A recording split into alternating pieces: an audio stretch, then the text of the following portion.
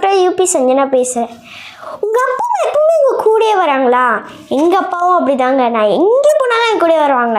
நான் ஃப்ரெண்ட்ஸ் வீட்டுக்கு போனால் ஃப்ரெண்ட்ஸ் வீட்டுக்கு வருவாங்க, பீச்சுக்கு போனால் பீச்சுக்கு வருவாங்க, பார்க்குக்கு போனால் பார்க்கு, எங்கே போனாலும் என் கூடயே தான் வருவாங்க.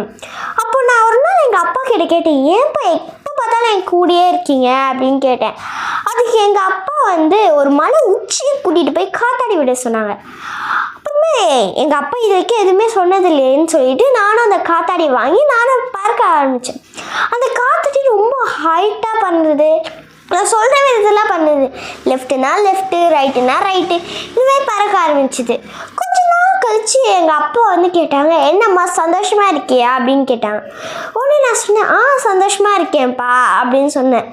எங்கள் அப்பா அந்த காத்தாடி நூலை சிசரால் கட் பண்ணி விட்டாங்க. அந்த காத்தாடியும் மலையில் எங்கேயோ போய் மாட்டிக்கிச்சு.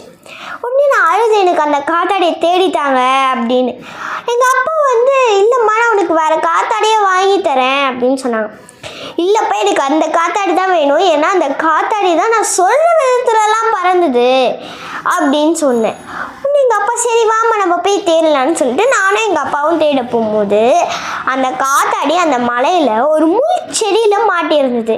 நாங்கள் 2 பேரும் அதை எடுக்கும் போது அந்த முள் செடியில் மாட்டி கிழிஞ்சு போயிடுச்சு. உடனே எங்கள் அப்பா பேப்பர்லாம் போட்டு ஒட்டி மறுபடியும் பறக்க விட்டாங்க.